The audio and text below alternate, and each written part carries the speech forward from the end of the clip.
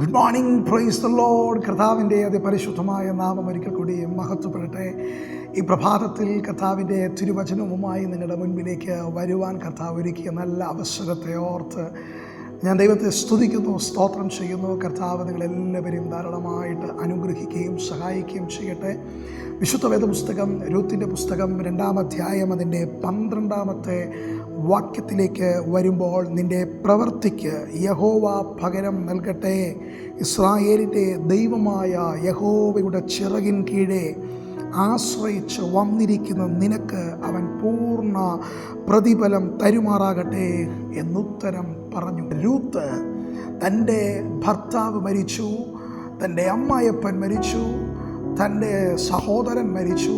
ഇപ്പോഴിതാ തൻ്റെ അമ്മായിയമ്മയാകുന്ന നവോമി അല്ലാതെ മറ്റാരും തൻ്റെ മുൻപിൽ അല്ലെങ്കിൽ തന്നോടൊപ്പം ഇല്ലാതിരിക്കുമ്പോൾ തൻ്റെ സഹോദരി സ്വഭവനത്തിലേക്ക് മടങ്ങിപ്പോയി. ഇപ്പോൾ താനും തൻ്റെ അമ്മായിയമ്മയുമായി ബത്ലഹേമിലേക്ക് കടന്നു വരുമ്പോൾ ഈ രൂത്തിന് ആശ്രയിപ്പാൻ ഭൗതികമായി ഒരു വ്യക്തികളുമില്ല, ആശ്രയിപ്പാൻ വേറെ ആരുമില്ല.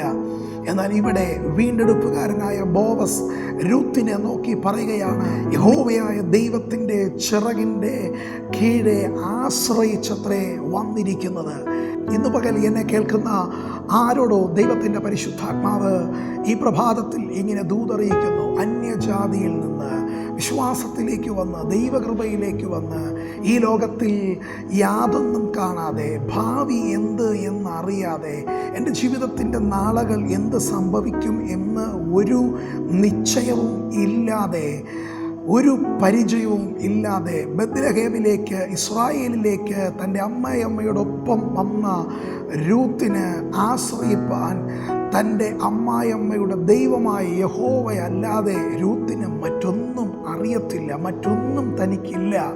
എന്നാൽ ഇന്ന് ഈ പകൽ എന്നെ കേൾക്കുന്ന ദൈവ പൈതലേ, ഈ രൂത്തിനെ പോലെ നിൻ്റെ ജീവിതത്തിൽ ജാതികളിൽ നിന്ന് വിശ്വാസത്തിൻ്റെ അനുഭവത്തിലേക്ക് കടന്നു വന്നിട്ട് മറ്റാരും ആശ്രയിപ്പാനില്ലാതെ നാളെ എന്താകുമെന്ന് ഈ വിശ്വാസത്തിൽ വന്നിട്ട് നാളെ എൻ്റെ ജീവിതം എന്താകുമെന്ന് ഒരു നിശ്ചയവുമില്ലാതെ ഈ ദൈവകൃപയിലേക്ക് വന്ന നിൻ്റെ ജീവിതത്തിൽ നീ ദൈവത്തിൽ അവൻ്റെ ചിറകിൻ്റെ കീഴിൽ നീ ആശ്രയിച്ചത് കൊണ്ട് ഇന്ന് ഈ പകൽ നിന്നെ നോക്കി ദൈവത്തിൻ്റെ പരിശുദ്ധാത്മാവ് വിളിച്ചു പറയുന്നു, ദൈവത്തിൽ ആശ്രയിച്ച ഒരു വ്യക്തിയെയും ദൈവം തള്ളിക്കളഞ്ഞിട്ടില്ല, ഒരു വ്യക്തിയെ പോലും ദൈവം ഉപേക്ഷിച്ചിട്ടില്ല, ഒരു വ്യക്തിയെ പോലും ദൈവം ഒറ്റയ്ക്കാക്കിയിട്ടില്ല. അങ്ങനെയാണെങ്കിൽ ദൈവം നിന്നെ തള്ളിക്കളയത്തില്ല, ദൈവം നിന്നെ ഉപേക്ഷിക്കത്തില്ല.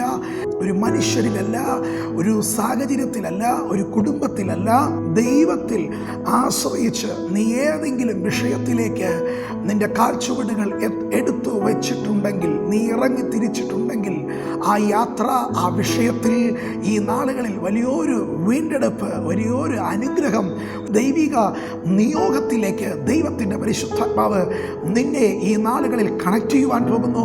നമ്മുടെ കണ്ണുകളടയ്ക്കാം, നമുക്ക് ദൈവസന്നിധിയിൽ പ്രാർത്ഥിക്കാം. നല്ല ദൈവമേ, സ്വർഗീയ പിതാവേ, ഒരു രൂത്തിനെ പോലെ ദൈവത്തിൽ ആശ്രയിച്ച് ഈ നാളുകളിൽ ജീവിതത്തിൽ ഒരു ലക്ഷ്യവുമില്ലാതെ, ജീവിതത്തിൽ ഒരു നിശ്ചയവുമില്ലാതെ ഇറങ്ങി തിരിച്ച രൂത്തിനെ പോലെ നാളെ എന്താകുമെന്ന് അറിയാതെ ജീവിതത്തിലായിരിക്കുമ്പോൾ അങ്ങനെയുള്ള ചിലരുടെ മേൽ ഇന്ന് ഈ പകൽ ദൈവത്തിൻ്റെ ആത്മാവ്, അങ്ങയുടെ കൃപ ധാരാളമായിട്ട് പകരേണ്ടതിനായി ഞങ്ങൾ പ്രാർത്ഥിക്കുന്നു. എല്ലാ നന്മകളാൽ ദൈവം നിറച്ചാട്ടെ, എല്ലാ അനുഗ്രഹങ്ങളാൽ ദൈവം നിറച്ചാട്ടെ.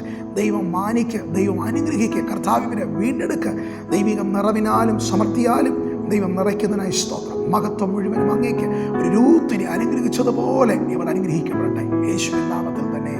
ആമേൻ, ആമേൻ. God bless you. ദൈവം നിങ്ങളെല്ലാവരെയും ധാരാളമായി അനുഗ്രഹിക്കുമാറാകട്ടെ.